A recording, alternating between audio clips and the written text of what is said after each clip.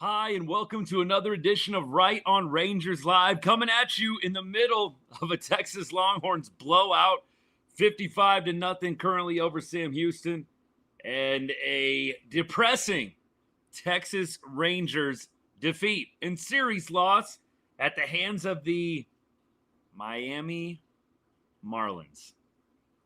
Wow. Things I didn't think I would be saying tonight, but here we are.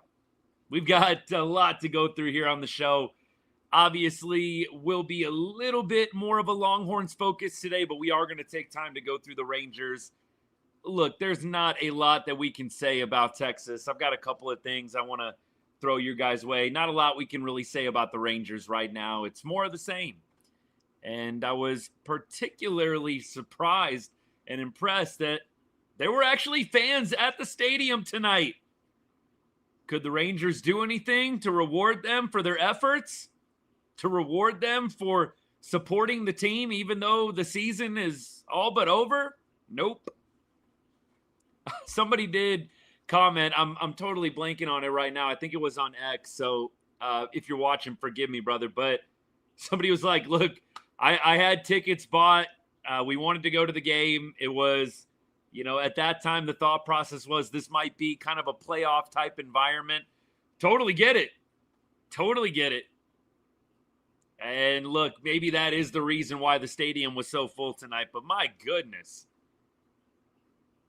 could you have reacted any less than what the Rangers players did tonight to a full house? Crowd actually was pretty lively today than what you saw tonight play out in a 4-3 defeat. And of course, they give you hope at the end. Higgy hits the home run. They get some base runners on, and they make you think for a second this might just be a special night. Instead, we get a weak Jock Peterson flyout, and the game is over. Look, we are going to talk Rangers, and if you're here for Rangers, I totally get it, totally understand.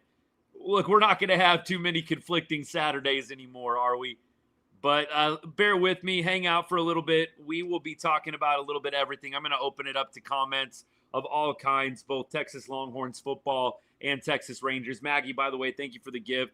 Hey, by the way, got the Rangers Longhorns combo. There we go. There's the Longhorns combo. We got the Rangers Longhorns combo. I got the job done. Thought we would be appreciating it a little bit more.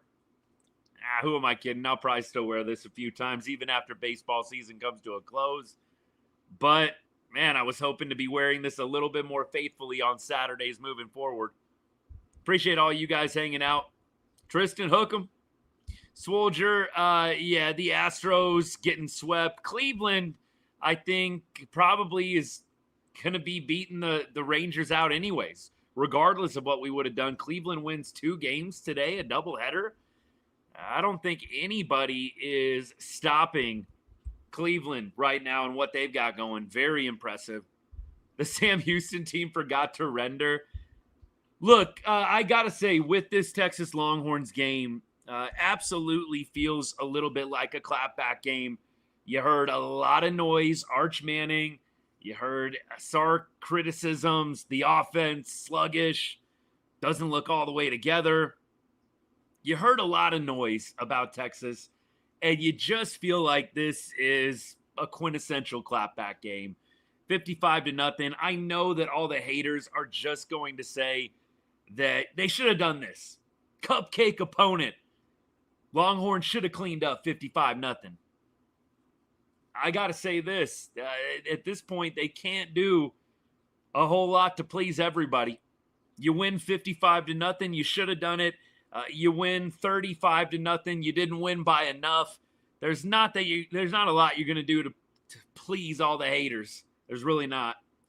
But Arch Manning, 18 of 21 for 309 yards, 5 total touchdowns.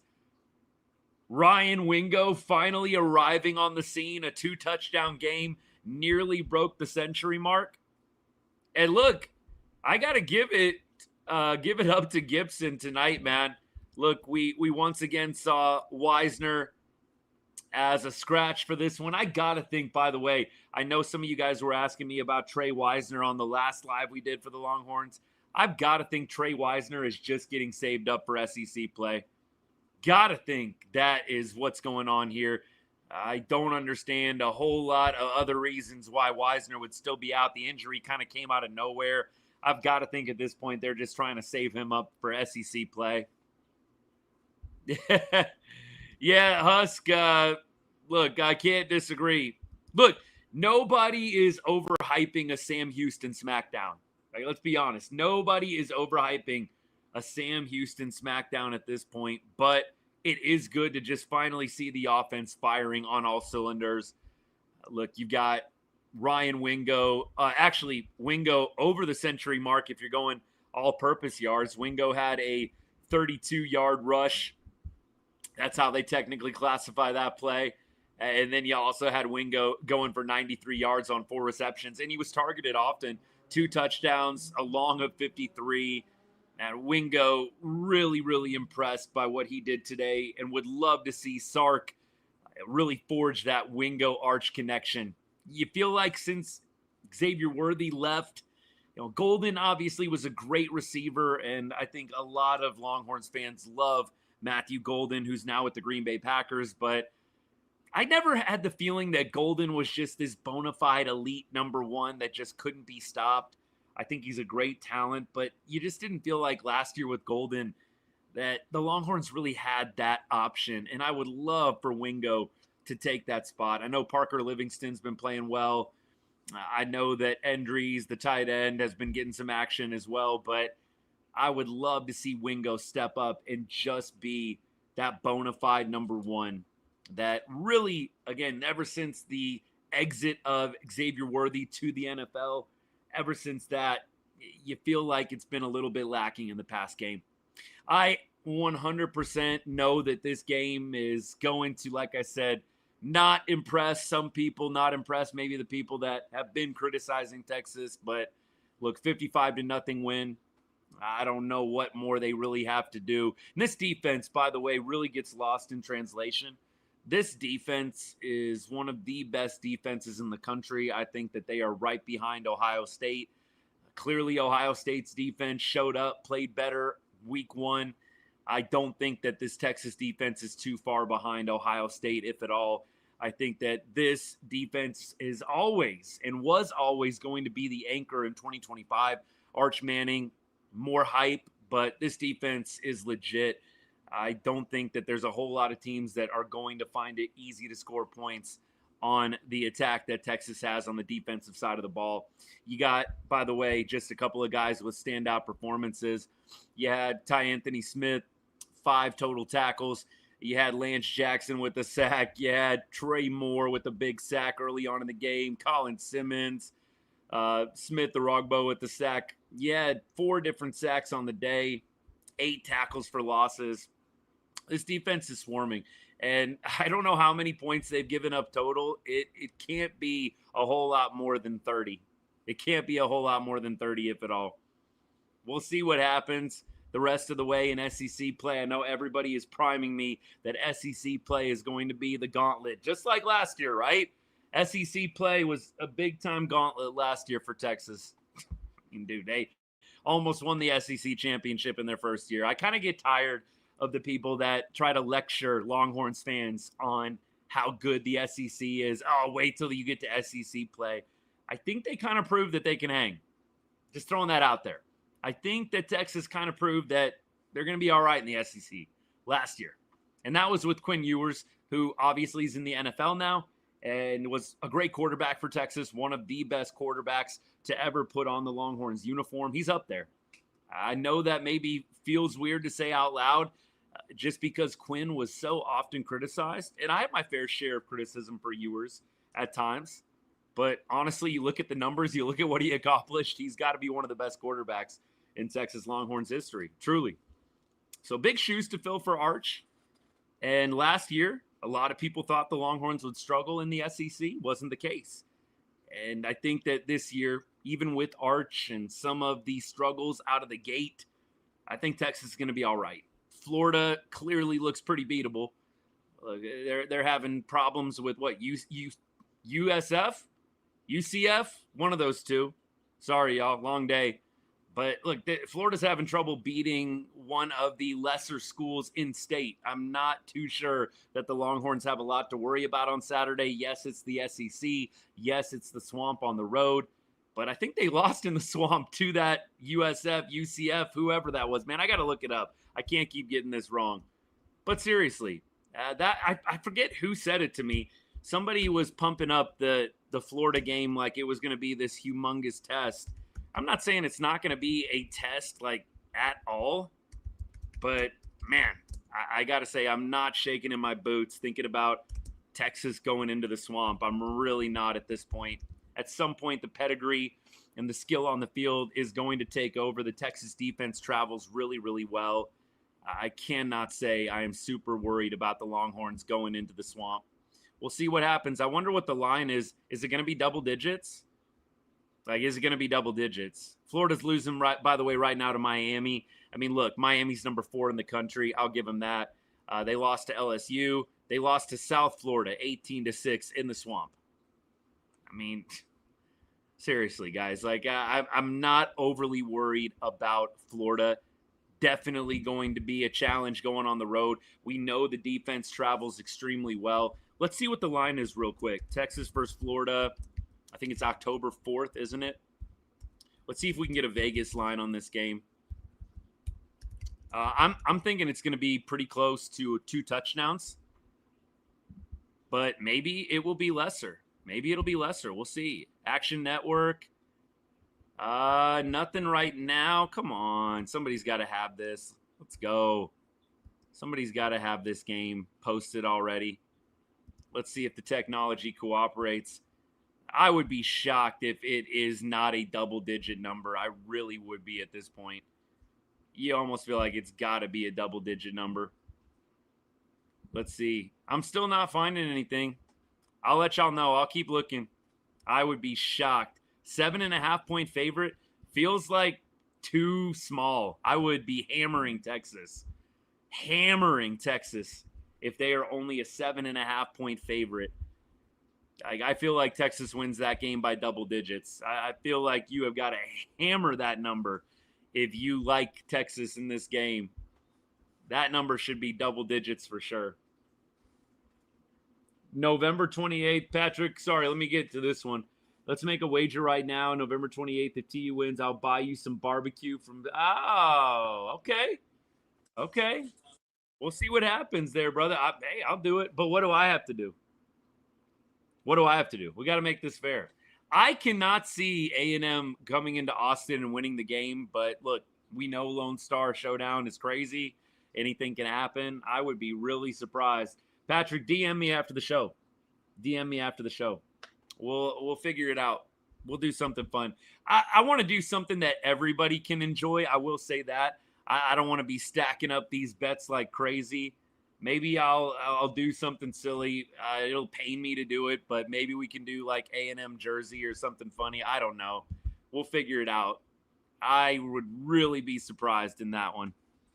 All right. Hey, let me just get to straight up comments at this point. I think we've gone through this game enough, and clearly Longhorns well on their way to a big-time victory. So, hey, anything you want. Rangers, you want to talk Rangers? We'll talk Rangers. I'm going to try to get to all the comments that I can. Give me Longhorn stuff. You got Longhorn stuff. I want to talk about what you want to talk about. You know, don't mind me. You guys know I can get carried away. So if I miss something while I'm talking about another point, please feel free to repost. Helps the engagement out anyways. I'm not going to lie. Just know we're not trying to duck anything of substance. I'm definitely wanting to get to. If somebody's straight up trolling, we might ignore. So, I mean, if you're here to troll, we may or may not. I'm just being real with you guys. We want to make sure we get to things that actually have value. But if you got a trash talk and troll, do your thing. And we'll see. We'll see. Depends on how good the burns are, if you know what I mean. How good the trash talk is. We got to see. Only the best get the airtime. Really. All right, we keep going.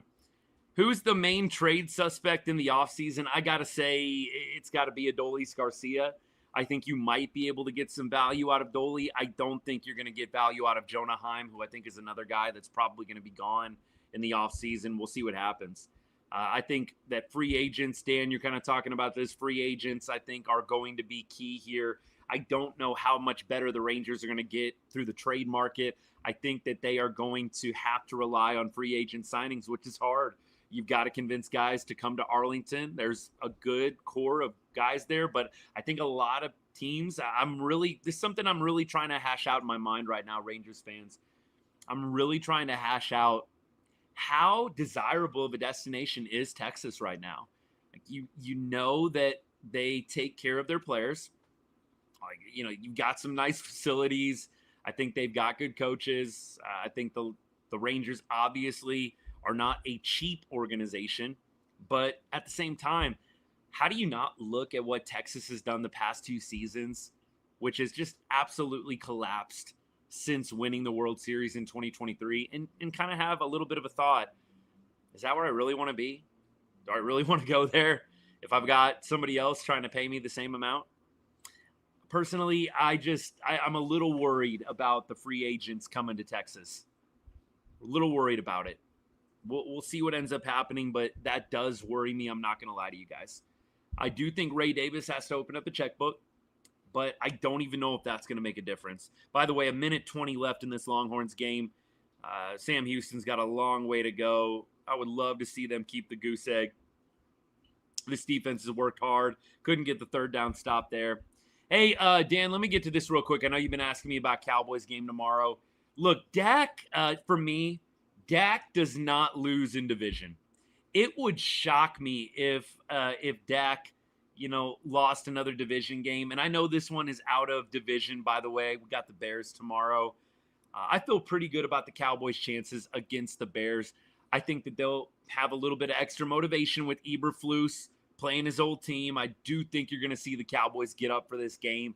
I would be very surprised if they lost. 100% transparent here. I'm not sure about what the number is, what the line is on that game. Drop it in the comment section if you got it. What's the line on that game? What's the line on the Cowboys game?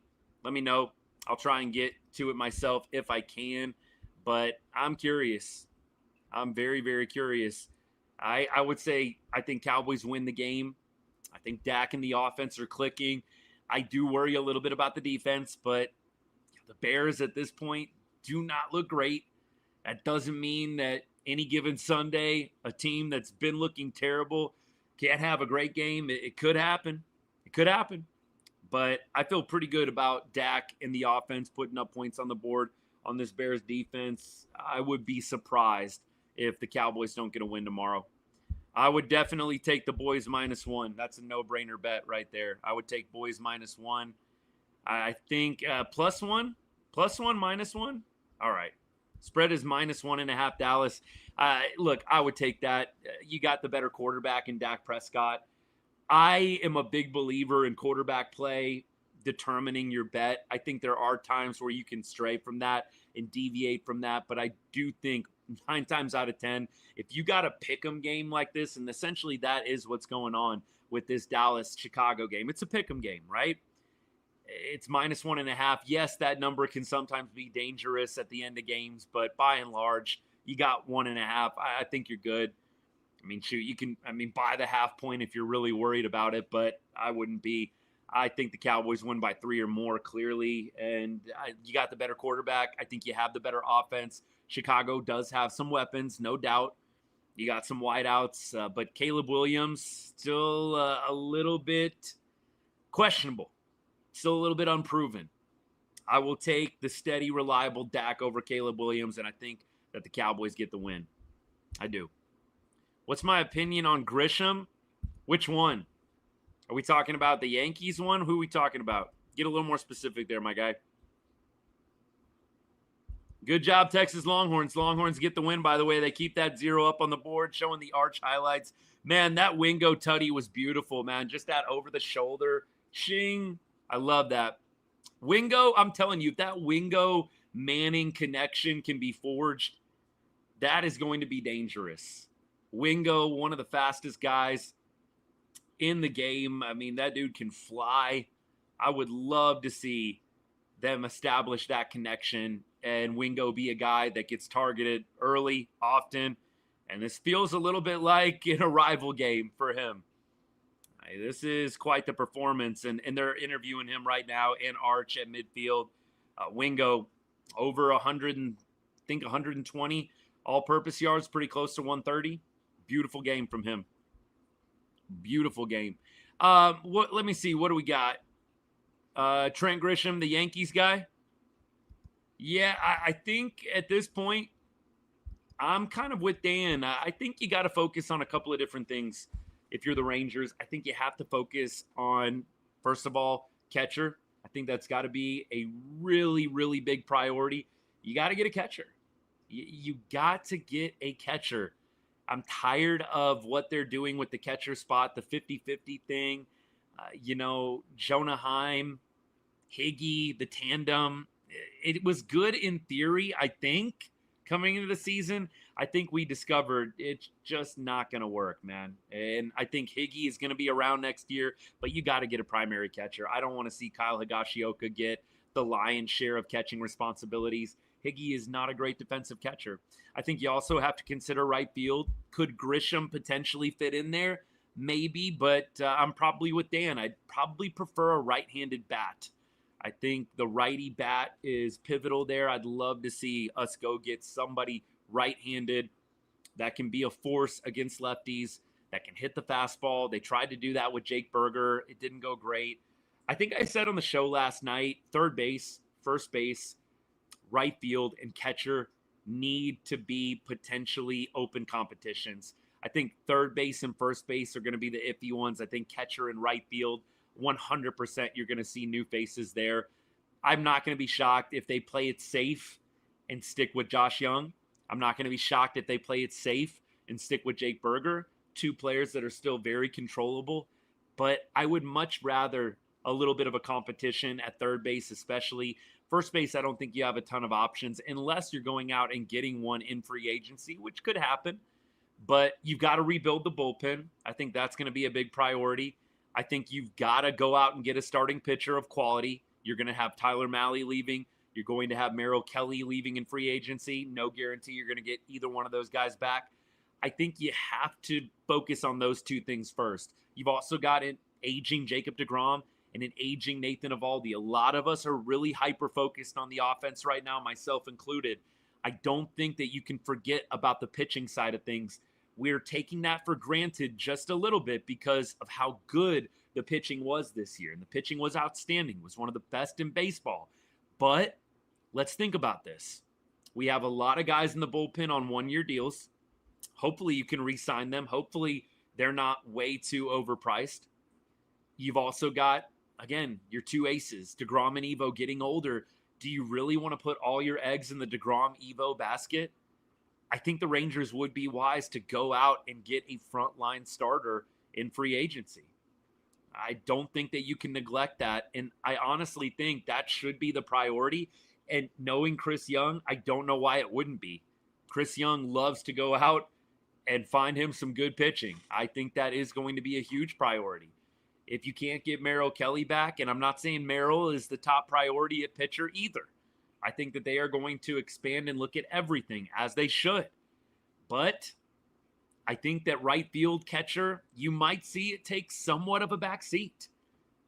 I know that might be upsetting for some people to hear because the offense was so dang terrible, but I just kind of see that in my crystal ball, if you will. I think that the Rangers prioritize pitching in the offseason, and you probably don't see them go get the big bats that we're all hoping they go get. New DH, definitely. I think that you got to consider it, but I'm also not going to be shocked if they run it back with Jock Peterson. Hey, he hit the ball hard a lot this year. He just got unlucky. He got injured. I think that there is a world where you can kind of explain away this season from Jock Peterson as a bit of an anomaly. I don't know how confident I personally feel going that route. I think that the Rangers have way too often over the past 2 years counted on having guys bounce back, and it hasn't happened.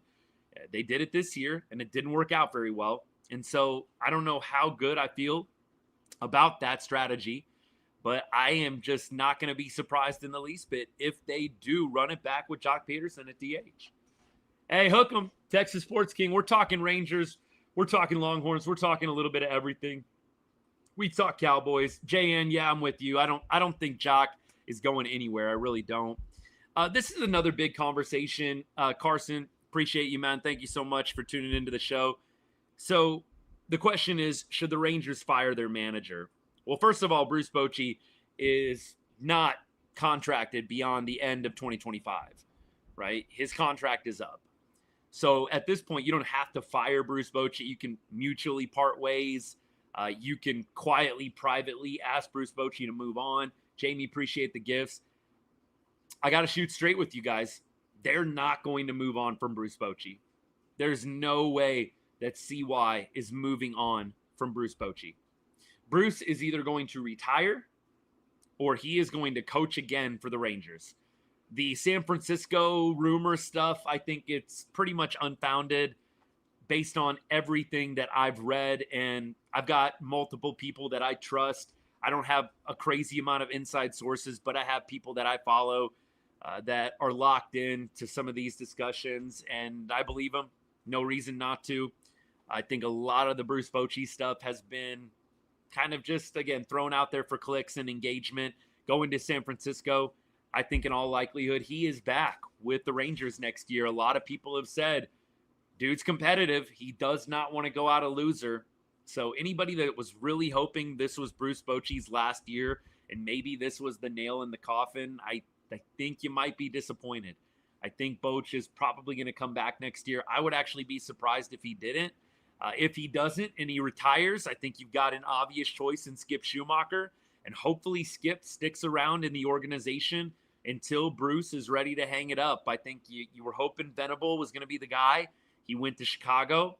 I think you're hoping that Skip Schumacher is the manager in waiting at this point. So Boch might be back next year. It's up to him. I do not think CY is going to have the tough conversation. Boch, we want some new energy. We need you to move on, man. I do not think that conversation is coming at all. So I hate to disappoint, but I want to get your expectations right where they need to be. Expect Bochy back. I guess if you're not a Bochy fan, be pleasantly surprised if he doesn't. But it's definitely not going to be CY showing him the door. Horns up, baby. Horns up. Zach, you went to the game. Hey, man, I got to give you guys props. Those of you who were at the game, that was a real crowd effort, man. It was. It was beautiful to see the crowd locked in, loud. I loved it. And it just made me so mad. I mean, look, Leiter, I know, is taking some crap. I think the biggest story is the crowd tonight. The crowd was live. The crowd felt locked in. It was actually like a good crowd. I thought maybe on a Saturday night, right after the Rangers totally crapped the bed against the Marlins on Friday, you maybe would see some people not showing up, selling the tickets, just not coming to the game. No, the crowd was live tonight. Crowd felt lit tonight. And in the ninth inning, they sure were hoping for a comeback that never ended up coming. I got to say, I did not have a lot of hope that the job was going to get done there in the ninth inning. You know, anything's possible, but it did feel like it was all a tease from the beginning. And sure enough, Jock Peterson pops up to end the game. Zach, I'm sorry you had to deal with that, my guy. Let me see. Aaron, I'm sorry, man. I'm sorry. I know we got a lot of different allegiances all over the place. We're all united by the Rangers, but we've got some different interests when it comes to college football. I totally get it.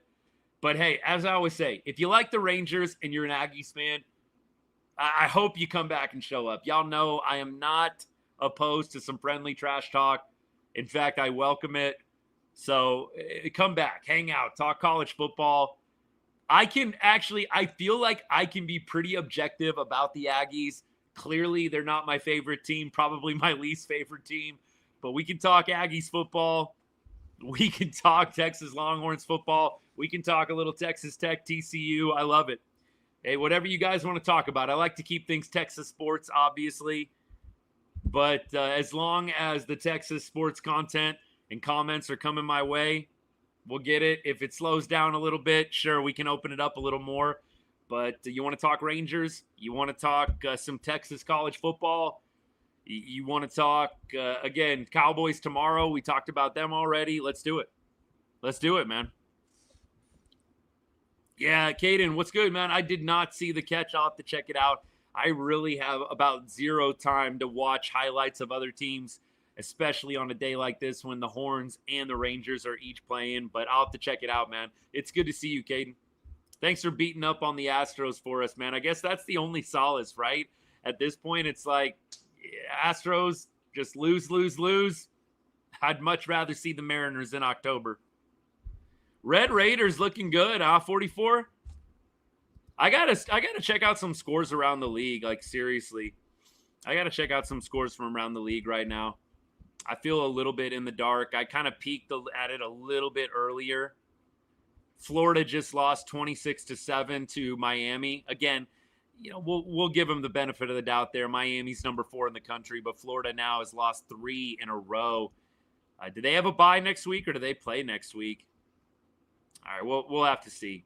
We'll have to see. Top 25. What do we got going on? LSU won, Miami won, Oregon won 41-7 against Oregon State. Wow, that game wasn't even close. That's too bad because that can be a fun game. Oregon State. Missouri 29-20. Missouri's 23, huh? Notre Dame won 56-30. We're just checking out everything here. USC is playing Michigan State right now. Michigan hung on against Nebraska 30-27 in Lincoln. Okay. Shoot. There we go. Yeah, you're right about this. Thanks for all the comments tonight, by the way, my guy. Good to see you as always. I think until Deron Bland comes back, you are going to see the Cowboys continue to play a lot of zone coverage. Like, I think that is going to be their plan of attack, for better or for worse. I do think the Bears put up some points tomorrow. I hope that the defense can limit the damage, but until Deron Bland gets back, until Overshown gets back, I do think you are going to see a lot of man coverage. Yeah, Eli, I'm with you. Like, we're not going to overhype a Sam Houston smackdown. Like, we're not overhyping Sam Houston and the performance that you saw from multiple guys tonight. But look, Arch completing 18 of 21. You got to love that after some of the numbers and some of the percentages he's put up in the accuracy category for the last 3 weeks. I loved 18 of 21. Sharp was hitting his receivers. Look, clearly it's inferior competition, but it's good. It's good stuff. Do I have a prediction score for the Cowboys tomorrow? Let's go 34-24 Cowboys. Let's go 34-24 Cowboys tomorrow. 34-24. That's what I'm going. I think Cowboys put up points.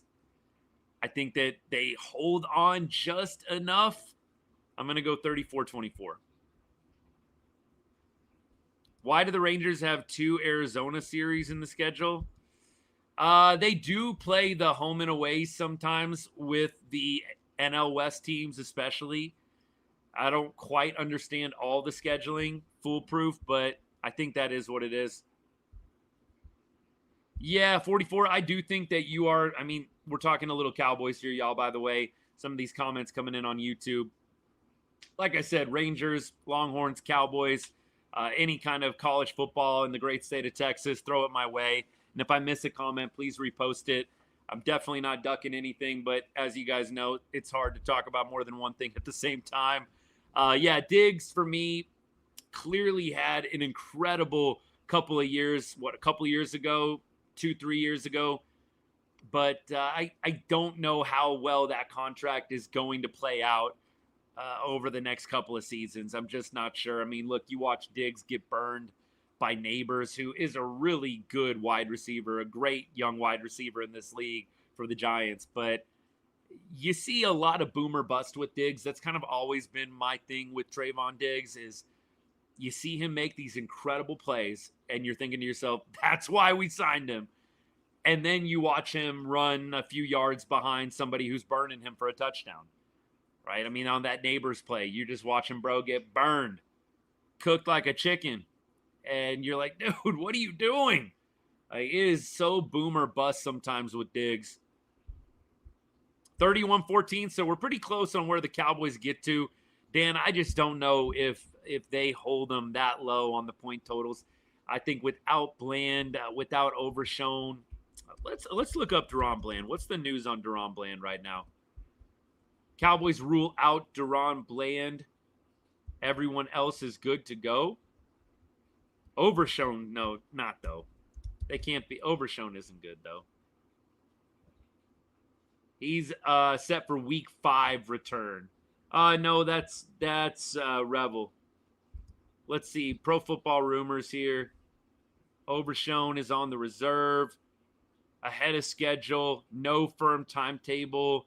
Cowboys expect Overshown to be available at some point in October or November. So, no Deron Bland tomorrow. Yeah, that's right. It was Revel back for week 5. It's Overshown in October or November. Bland is supposed to play next week against the Packers. That'll be huge. Getting Bland back is going to make a big difference. It really is. I do think you get Overshown back as well, even better.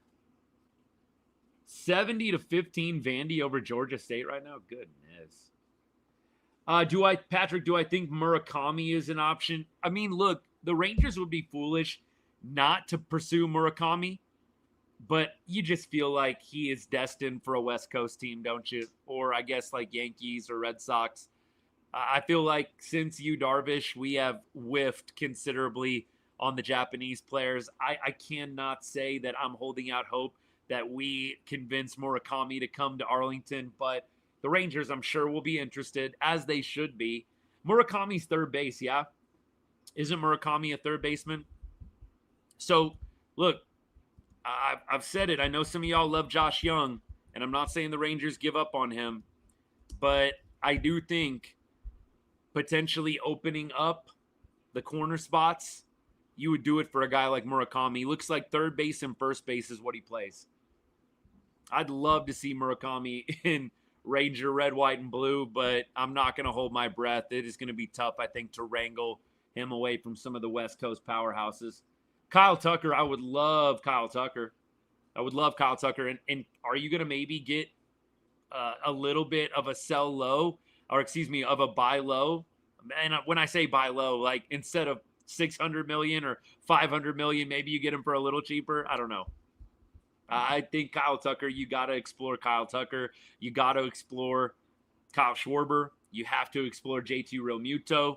There's a number of guys I think you have got to do your due diligence on offensively. Like I said, though, and some of y'all I know maybe weren't here earlier in the show, I really feel like the Rangers are going to prioritize pitching again. I think CY has shown his cards, and I know that might upset some people.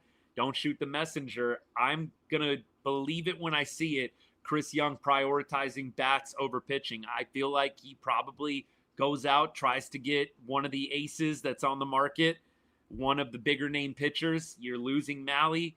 You're also losing Merrill Kelly potentially. You've got aging DeGrom, aging Evo. Not that they're going to fall off a cliff next year, but do you really want to put all your eggs in that basket? I don't think so.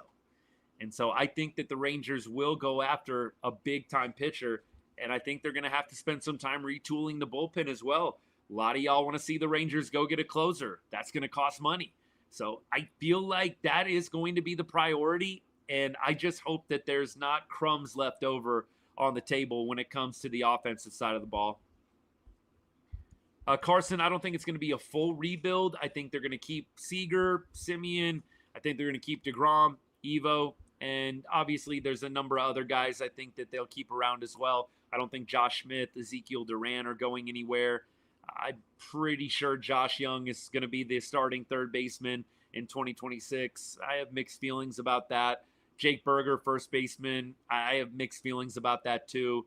Evan Carter, Wyatt Langford, they're going to be back. I think the for sure is right field and third base. Right field and catcher with maybe the corner spots as a potential for change. We'll see. We will see. The Rangers do. They value defense. They value the pitching over offense. Cowboys are kind of the opposite way. You're right about that. 44, that'd be awesome. look, CY, I appreciate his aggressiveness. CY's aggressiveness really flopped this year. Back-to-back years, we have made some moves at the deadline, and we have fallen flat on our face in the March to October. Losing those three prospects, Hageman, Cole Drake, losing all those guys, and then, of course, Mitch Bratt as well. Losing those three guys, it's just so heartbreaking with how we finished. I don't want to rub salt in the wound, but for my diehards out there, let's just stew on that for a second, man. We lost Cole Drake, Mitch Bratt, and David Hageman, 3 top 15 prospects in our organization, and you fell flat on your face. For me, it's not just that the Rangers fell short at the end of this year. It's that you wasted those 3 potentially really good prospects. And look, I'm not rooting against Cole Drake. I like Cole Drake. I'm not rooting against Bratt or Hageman. I like all those guys. Being that I'm in this line of work, I follow all the minor league guys in their careers, and I've tried to build some connections up with some of them. I enjoy watching them play. Cole Drake, I really enjoyed watching that man pitch. So I'm not rooting against them, but in some ways you want to not see them do great as a Rangers fan, because it'll just hurt even more that you let them go. That's why this season is even more devastating. What is Cole Drake? What is Mitch Bratt? What are they going to do for the Diamondbacks? Are we going to see Cole Drake, bona fide ace, just like Cole Reagan's next year, maybe in 2027? Same thing for Mitch Bratt. I really, really don't want to see that happen. But personally, I'm rooting for all those guys. Once a Ranger, always a Ranger in my book, especially the homegrown guys like that. So I enjoy seeing those guys do well. I don't want to see it against the Rangers, clearly. But the fact that they're on the Diamondbacks now, you're not going to have to see them a ton. But it hurts. It hurts. Keep going. What could we get for Adolis? Yeah, I don't think we're going to get a lot. Sean, I think we're maybe going to get cash considerations and a low-level prospect. I think Kelly stays in Texas like Evo did.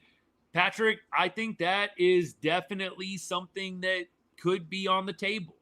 Now, does Merrill Kelly want to stay in Arlington? I don't know. I kind of want to go back to something that I said a little bit earlier. Like with what the Rangers have done in 24 and 25, are a lot of free agents looking at this franchise feeling great? Again, Kevin Pillar, the negative comments that I think were probably more true than not, honestly, at this point, right? You got to say that out loud. I think that Kevin Pillar was a lot more right than wrong about the culture of this team, and I didn't want that to be true. I didn't want to believe that, but I don't take away anything else after some of the things I've heard. Marcus Semien trying to get guys together on the road, only 2 or 3 people showing up. I just am curious, what do outsiders really think about this team, especially the free agents that are going to have other suitors? Are people looking at this team like, what is going on with the culture and with the guys in the clubhouse? Are guys just strictly looking at dollar signs and, hey, whatever, I'll go play in Texas? Who cares what's going on with the culture? We'll see what happens. But I just don't know how desirable coming to Texas is with the current state of the team. I do think that's why more wholesale changes will be helpful. That being said, the one thing I think you cling to, let's go to the other positive glass half full side. The Athletic did a poll, and Bruce Bochy is the most popular manager among players in terms of who they'd like to play for other than their current manager. Bochy blew the rest of the guys out of the water. There are a lot of players, if they could play for any other manager beyond their current one, that voted for Bruce Bochy. So I want to just throw that out there. I think Boch does have some pull. I think the idea of playing for him is attractive to other guys outside the organization. We'll see if it happens. We'll see. Semien is a great guy. That was a heartbreaking story. Jeff Wilson broke it on DLLS. I don't think a lot of people really knew that. Marcus Semien trying to get guys together on the road only 2 or 3 people showing up? Are you kidding me? The captain of your team, Mr. Heart and Hustle, is wanting to get guys together and only 2 or 3 are showing up. That's weak. I mean, look, I got to keep things G-rated on the show. I got a fair share of young listeners, and you guys, I'd love to go off. I think that is totally weak that only 2 or 3 guys are showing up when the captain, Heart and Hustle guy, is inviting you to hang out on the road. It makes little to no sense to me. Like, I get it. You want to hang out with your family. I do think it's a part of your job, bonding with your team. 44, it makes me, I said this last night. 44, I said this last night. Hearing that about Marcus Semien makes me want to get rid of everybody except him. And if we could figure out who the other 2 or 3 guys were that actually showed up, that would be nice. I'd like to get rid of everybody else. That's my emotional reaction, my emotional hot take on hearing about Marcus Semien trying to get guys together to hang out and a bunch of dudes turning him down. Get rid of everybody except the guys that actually showed up. I know that's not the smart thing or the wise thing to do. But that is how I feel in the moment. Yeah, Carson Kelly, that is definitely a move that I think a lot of us are going to look back on, especially with the all-star caliber year that he had this year. Wouldn't you have loved to have had that Carson Kelly and, Kyle Higashioka tandem? I don't think that they were moving on from Heim this year. I don't think there's any way, but man, I would have loved Carson Kelly, Kyle Higashioka having that tandem instead of Jonah Heim and Higgy. And Higgy, by the way, took a long time to get going. Let's not forget, it was probably, June, July before Higgy really got going. Diggs is questionable tomorrow. All right. Look, I don't want to hate on Diggs. He is valuable. He is important. But, Dan, I got to tell you, when I first read that, my reaction was, I don't know how big of a difference that's going to make in the game. I don't know how. Semien does have the most streaky bat, Michael. It is something you wish that he could get right. Dude, just be a little more consistent. Don't have to be second half Semi year after year, and that's what he is. Bro is a much better hitter in the second half than he is in the first half. You'd love to see him just be a consistent hitter. Just a consistent hitter, and it just has not come to fruition the last couple of seasons here. We'll see how it plays out. But look, I think Marcus Semien, the contract, the intangibles, you're going to keep Marcus Semien around. But I think there are other places you could clearly upgrade. Again, catcher, right field, and then potentially the corner spots. First base, I know Jake Berger's young. I think you could upgrade first base. I think you could upgrade DH. I think you can upgrade third base potentially. I know that there are so many people, myself included, that love the Jungle Cat. I don't think he's done anything to warrant locked into third base next year. I know some people, some Rangers fans think I'm crazy for this take. I don't understand how you could think after the year that Josh Young has had, bro needs to be locked in to third base next year. He needs to be playing all 162 next year. Josh Young, without a question. Nobody else. I don't get that take at all. If you actually watch Josh Young play baseball, he had his moments. He's definitely got talent. He's not trash. But I don't know how you couldn't have a bit of an open competition. And if the right third baseman is available, hello, Alex Bregman opting out. I know that might be sacrilegious for some Rangers fans. If a guy like Bregman becomes available, you try to go get Bregman. If you can get Murakami, the third baseman that is going to be probably the prize of free agency next year, playing in the NPB right now over in Japan, you go get Murakami. I'm sorry, Josh Young is not locked in and shouldn't be if you can find a reasonable way to upgrade. Is Walcott ready? I don't think he is, Sean. No, I don't think he's ready. I like Smith better, but he's a utility. Yeah, I think Smith would be better as a guy that plays 4 out of 6 days, 3 out of 6 days. And when I say that, I'm talking about starts. I think he would be better in that role for sure. Keep going. No, Walcott, I think he is going to be 2027. I don't think Walcott is going to be a 26 contributor. Now, they were saying, and this was obviously a very lofty comp, but they were talking about with Walcott, I forget where I was watching it. Maybe it was on DLLS podcast. Go check those guys out, by the way. Obviously, they're a little bit of a different format than me, but both those guys are good guys. Jeff and Radigan as well. Wilson and Radigan, good guys. I believe they were talking about Walcott, and they kind of compared him to Mike Trout. Now, hear me out and hear them out. They just talked about how Mike Trout in his second year of Double-A really took off. Now, Mike Trout was young when he made his appearance in the major leagues, when he made his debut. But they just talked about a couple of other guys that had that second year of Double-A, and then they really took off and quickly got to the majors. So I think we're hoping with Walcott, year 2 in Double-A is going to be the breakout year.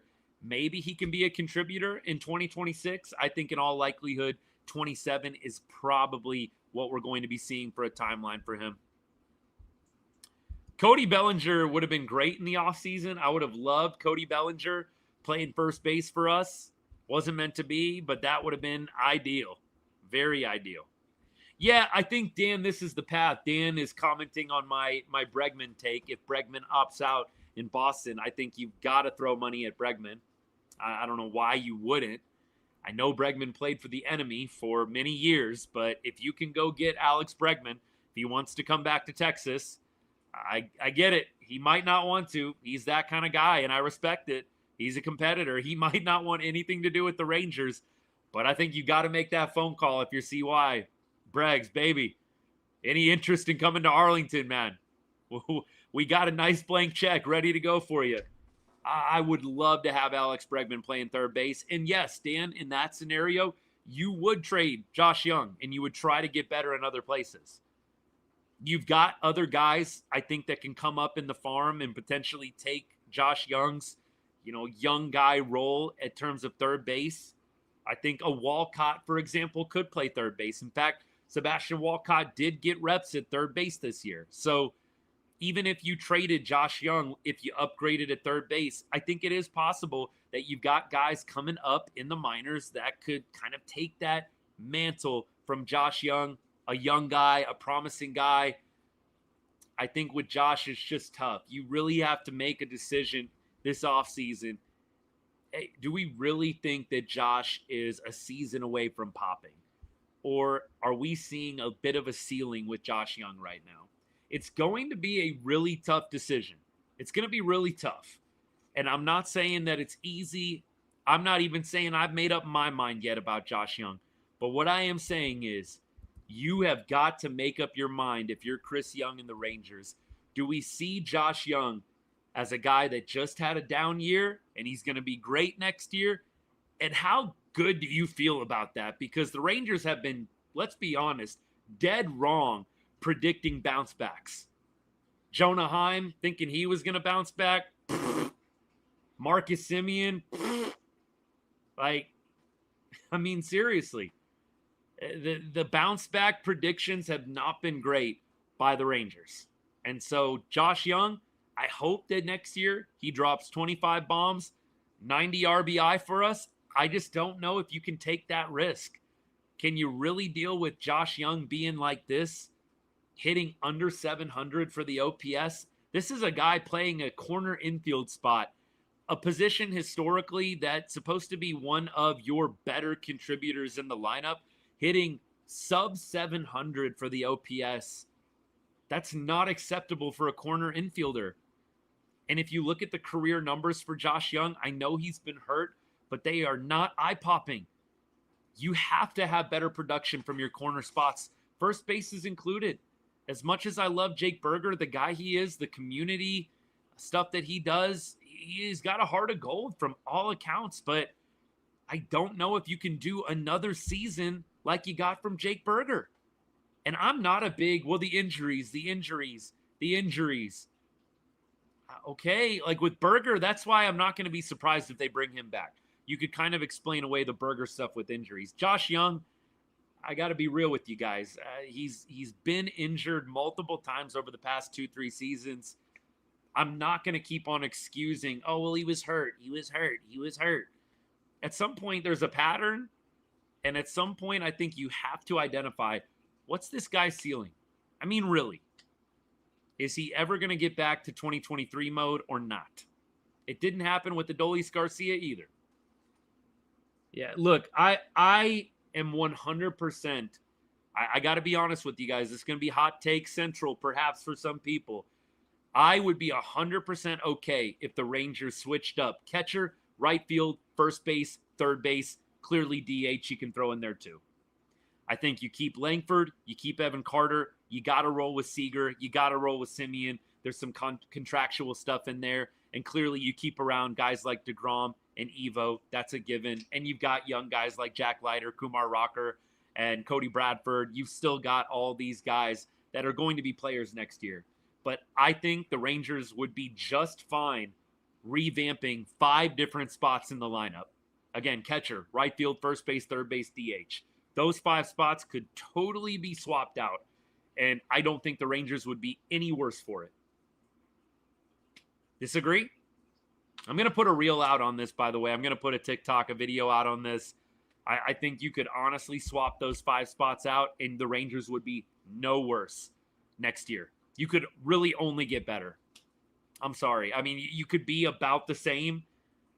Maybe I shouldn't say you could only get better. You're not going to be worse subbing out those 5 positions in the lineup. You're just not.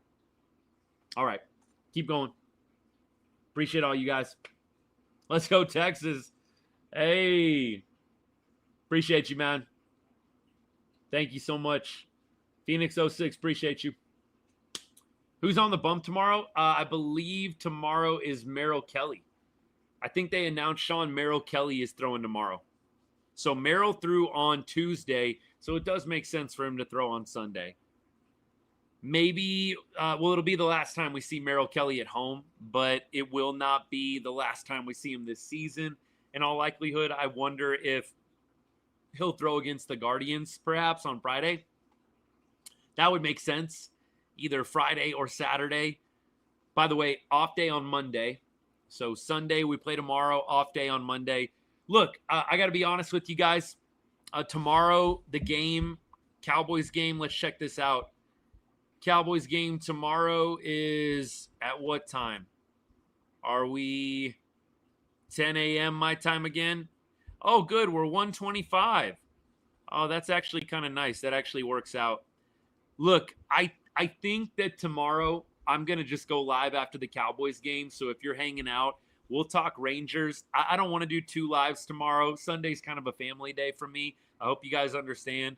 So I'm going to do 1 live after the Cowboys game, kind of right after that late window before Sunday Night Football. It's usually a good time. Everybody's kind of like, what do I do with this random hour?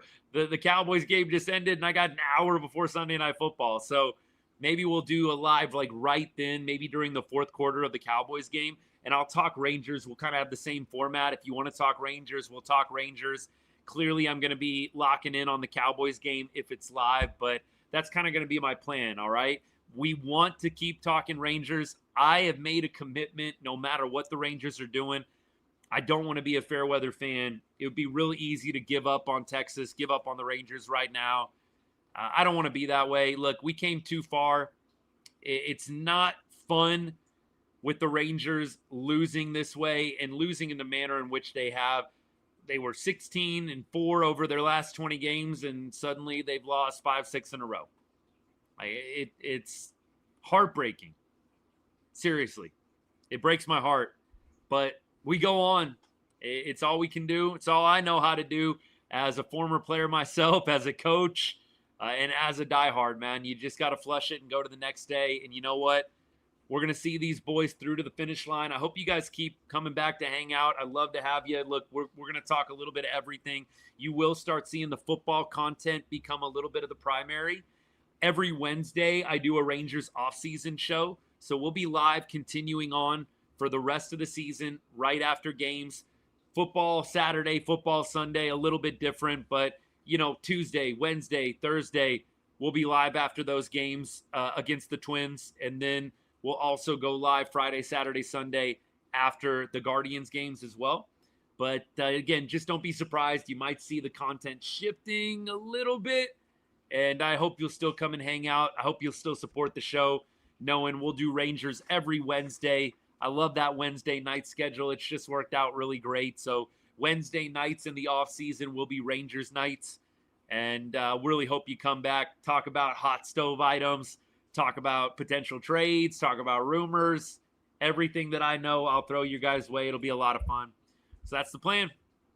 What are we at, an hour? It's pretty good on timing. Not bad, not bad. Let me see. What did I miss out over here? Trade Young to the Red Sox for Alex Bregman in the offseason. I don't know if that's going to happen. Baseball strike is going to be in 27. After the 26 season, that's when the CBA ends. So 27 is going to be the strike year in all likelihood. Appreciate you guys.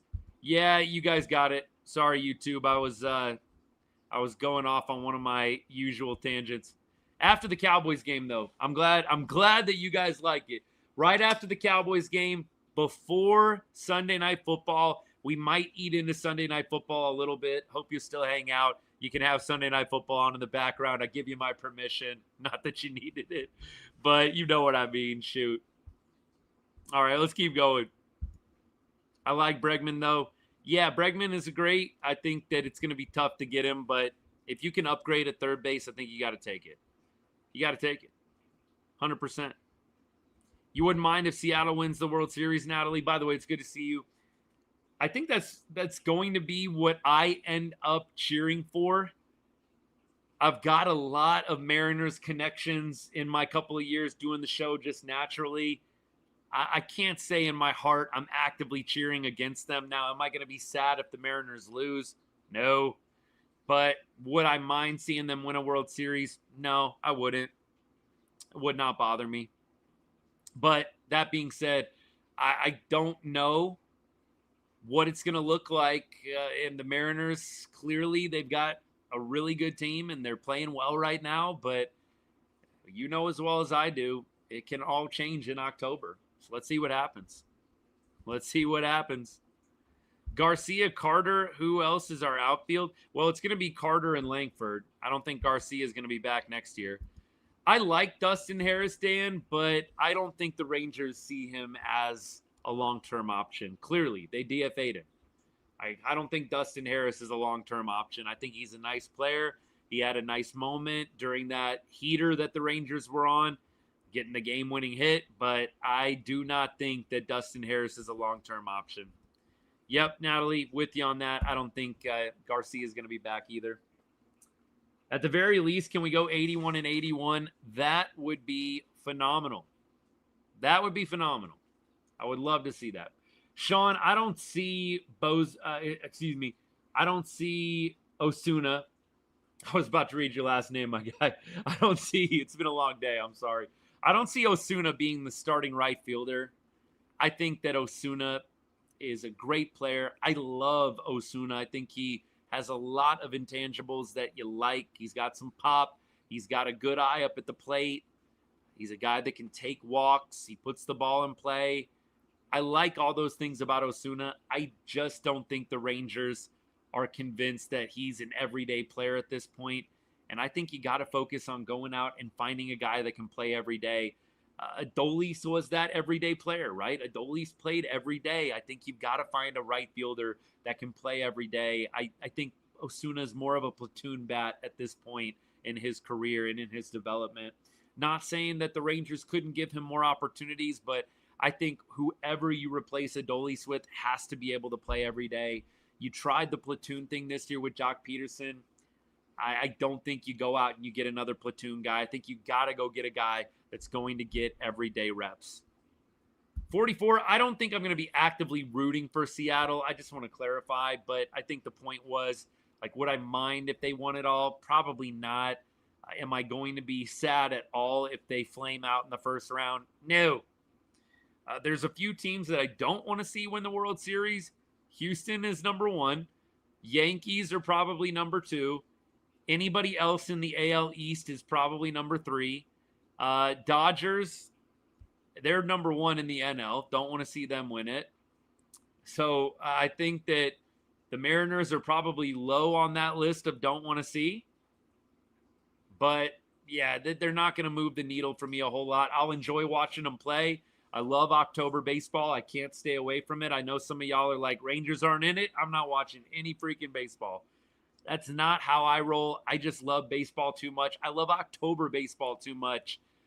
And the storylines are just so incredible. Every October, there's somebody that comes out of nowhere that is just a phenomenal player for 4 weeks. It was Adolis Garcia in 2023. I always think about Daniel Murphy. Do you guys remember Daniel Murphy in the mid 2010s for the Mets when he was just raking? I mean, like a home run every game. Didn't he set a record for most home runs in a postseason in a row? I mean, it was something crazy. I always love postseason baseball. I hate it when the Rangers aren't in it, but I love watching ball in October, even if my team is not in the mix. I get over the death of the Rangers season when they don't make it to October. And then after a grieving process, I'm being dead serious right now, by the way, not dramatic. After a grieving process, I can start enjoying the rest of the teams playing in the playoffs and have some fun with it. And by the way, when we do our Wednesday show, we will go over and we will recap some of the postseason series as well. Austin, thoughts on the Guardians surge? 10 straight wins. It's what you would love to see the Rangers do, man. I mean, they kind of did it. They just crapped out a little bit too late, right?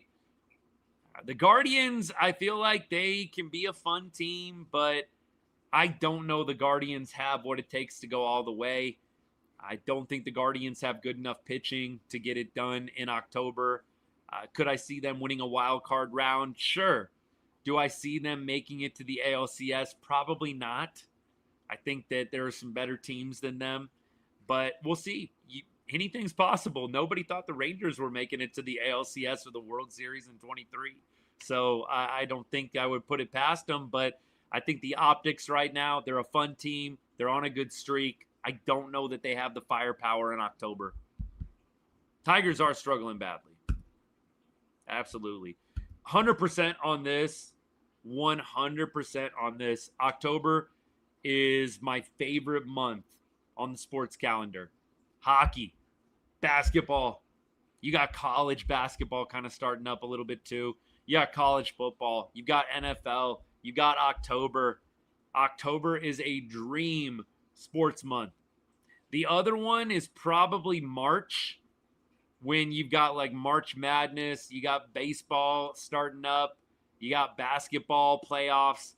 It's like probably April, I would say. Maybe it's April. March to April is a pretty phenomenal time to be a sports fan as well. All right. What else we got? Who took Corbin's spot in the rotation? I think they're just going to piecemeal it together at this point. Astros are looking in. Yeah, that's wild. Are they really, though? Did the Astros officially get bumped out? Wow. That is wild. No pun intended. We're talking about the wild card right now. It's tied right now. They're not out, but I don't know what the season series is between the Guardians and the Astros. But it is tied. What a deal, man. What a deal. Rangers are 5 games out, really 6 games out. And I guess, yeah, the elimination number's at 2, y'all, but I don't have a lot of hope. I'm sorry. I'm sorry, y'all. I know that for the longest time I was believe. I don't have a lot of belief left. Anything's possible. I think the fact that we're going to cover the team the rest of the season is probably better than what some people are going to give you. We're not throwing in the towel. So I think you got to give me some credit for that, but I cannot say I'm feeling super confident about the Rangers' chances with the elimination number at 2. I don't think it's going to happen. Get your hopes and your expectations very low, and then you never know. Do I think Tucker is an option? I think that they're going to explore it. I think they would be dumb not to, Natalie. But I do wonder if at the end of the day they're going to pony up on that. They've got money to play with. You're going to have about $60 million in free space based on all the free agents. So, I mean, you could go all in on Tucker. You're going to pay Tuck, what, $50 million a year? But then you only got $10 million to fill out the rest of the roster. I mean, I guess if you feel like rolling with Osuna and maybe it wouldn't be Osuna, but if you feel like rolling with Young and Berger, but we're going to get Kyle Tucker in the mix and we're going to get a couple other guys on $1-2 million deals, you could do it. Rangers are going to have $60 million, but then you don't have really the pitching. I think it's probably a low-level chance, Natalie, that we go get Tuck. I love Kyle Tucker. I mean, look, I know he played for the enemy, but I think that Kyle Tucker would be a huge addition. He struggled a little bit for the Cubs this year. I know that he has had some ups and downs, but he's a great baseball player. I think we'd be lucky to have him. That's right, Dan. Dak, a fist bump. Hopefully it was good luck. That's good stuff, man. That's fun. Thanks for sharing that. It's a great story. How many touchdowns do I think Dak gets tomorrow? I'm going to go 3. 3 touchdowns tomorrow for Dak. I don't know. Maybe one of those is rushing. I think at least 3 touchdowns total. That is awesome. You got to meet him, though. Dak seems like a great guy. You know what they always say about meeting your heroes, right? Like, sometimes you get let down, but Dak genuinely seems like a good dude. He really does. Dylan, I have multi-streaming going on, man, so I know it's kind of weird at first, but we got YouTube and X, and then I've also got TikTok, you guys on the phone here, so I got Instagram as well. Instagram, I'm like the absolute worst on in terms of getting back to the comments. So, yeah, if you see me looking both ways, it's just I'm doing a little bit of multi-streaming right now. TikTok is weird. I use StreamYard for YouTube and for X and Instagram, but StreamYard is not compatible with TikTok, so I got to do TikTok on the phone, X, and YouTube and Instagram on my computer. That's what it is for now. So, yeah, anyways, if you're brand new to the show, I know it feels a little weird at first. It'll be like secondhand, like nothing next time you come on, I'm sure. What's the main one? I think you either one, buddy. No difference. Guardians have the tiebreaker over the Astros. I did not see the catch by Robles. I'm going to go check that out right after the show, y'all. I'm going to go check that out. Hey, by the way, if you're hanging out, you haven't hit that follow button yet, let's go. Hit that follow button, man. This is what we do almost every day. We talk baseball. Obviously, we talk football. Longhorns get a big win today over the Sam Houston Bearcats. 55-0 beat down. Texas finally looks in sync. Rangers, on the other hand, they are quite the problem at this point, and not in a good way. Rangers lose the series to the Marlins tomorrow. They look to salvage it, get a win. I guess they're not out of it yet, but it's pretty close. Number to get eliminated is 2 at this point. So if the Rangers lose and the Astros, Guardians win, I believe that they will be officially knocked out. We'll see what happens. We will see. Doubled off the Astros runner on second on a phenomenal diving catch. Sounds fun, man. Rangers fan and a Longhorns fan, that's got to be rough. Nah, it's not rough. Not rough at all. It's more rough being an A&M fan, honestly. It's way more rough being an A&M fan. Y'all know that, though. I mean, you lost to the Longhorns at home last year. Haven't won a national championship since the 1930s. It's pretty good being a Longhorns fan. I don't know. I'm not complaining. Rangers just won the World Series 2 years ago. Come on, baby. Now, Mikey, I'm a little more worried about Oklahoma than I am A&M. Watching Oklahoma play, they might have a squad. We'll see what happens. It'll be fun. I'm looking forward to it. That's going to be a good game. I appreciate it. Mikey, thanks so much for the roses, man. You better come back for Red River, baby. You better come back. Y'all know I don't mind at all. In fact, I welcome people coming in from the other side. I built a lot of good connections with people over the years doing this, even people that are not Rangers fans, man. Crazy enough, I haven't heard from him in a while, but I've got a good buddy that's been following for a couple of years that's an Eagles fan, man, of all things. Like, it's fun for me. I enjoy the connections with people from the other side. I like a little friendly trash talk myself. You got to have fun with it, man. That's what makes sports fun. The rivalries make sports fun. They really do. Some people take it way too far and get way too personal and nasty, but seriously, some good, friendly, healthy trash talk going back and forth with rivals. I love it. It's great. Absolutely. You Huskies fan, man, y'all have given us fits over the years, man. 2 years knocking us out in a row. Haven't punted in 2.5 games. Ohio State at home next week. Viking, that's going to be off the charts, man. That's going to be awesome. Mikey, love that gift, by the way, brother. Thank you. Love that gift. One of my favorites. Texas Tech. Woo! There's a lot of good stuff going on in I don't know. I know Oklahoma is obviously not in the state of Texas, but just in that general area, you got Texas Tech looking good. You got TCU looking pretty good. You got OU looking pretty good. A&M's looking good. Longhorns are looking good. You got a lot of good football being played, man. It's great. It's great. I love it. I love it.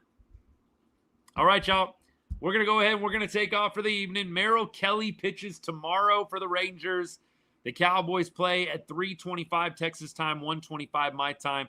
We will be live after the Cowboys game. Or actually during the Cowboys game, probably in the fourth quarter. We'll go live, and then we'll do our fourth quarter / post-game show. We'll do some live reactions, some color commentary, and we'll also talk about the Rangers. We'll kind of do the same thing, a little bit of everything. But to close, Arch claps back. Some of the critics, some of the haters out there, 18 for 21, 309. Ryan Wingo, over 120 all-purpose yards, 2 touchdowns. Texas defense throws up a 0. Rangers, on the other hand, they need some help, man. We all, I think, need some help being fans of the Texas Rangers at this point. See what the Cowboys do tomorrow. I'm saying 34-24. Dallas takes the win. I think Dak and the offense continue to hum. Brandon Aubrey gets involved a little bit, clutch as he is. And I think the defense has a little bit of a better game, 24 points. Hopefully they can keep the Bears under 30. I think either way, Cowboys get to 34 and win the ball game. I might be a little off on the 24, but I think Cowboys are going to be able to move the ball against Chicago. We'll see what happens. Should be good stuff. But come back tomorrow and hang out. We'll talk NFL. We'll talk Rangers and anything else that's going on in the world of sports. We're here for it. We appreciate the support. Thank you so much to everybody that commented, that followed. Thank you to the people that have given gifts. Sorry, can't talk. Giving gifts on the show. And just know we don't take anything for granted, man. We started literally with 0 followers back in January of 2023. 2.5 years later, we're over 10K on TikTok. We're over 2,400 on YouTube. We've got about 15,000 total followers across all socials, from 0 to 15K, man. It's a lot thanks to you guys and what you do to share the content, the word of mouth, getting it out to other people you know who love the teams that I do. So I just want to say a special thank you to all y'all. Even though this Ranger season hasn't gone the way we wanted, we still love our team. We're going to finish this one out to the bitter end. And you know what? Regardless of the outcome, Texas, Rangers, till I die, baby. Longhorns, Cowboys, we're riding with them, win or lose. And sometimes it's more losing than winning. But you know what? That's why they call it being a diehard, man. No fair weather fan in us. Love y'all. Hope you have a great rest of your Saturday night. Enjoy the late window of college football. And we will see you tomorrow, fourth quarter of the Cowboys game. And as I always say to end every show, God bless, go Rangers, and hook 'em horns, baby.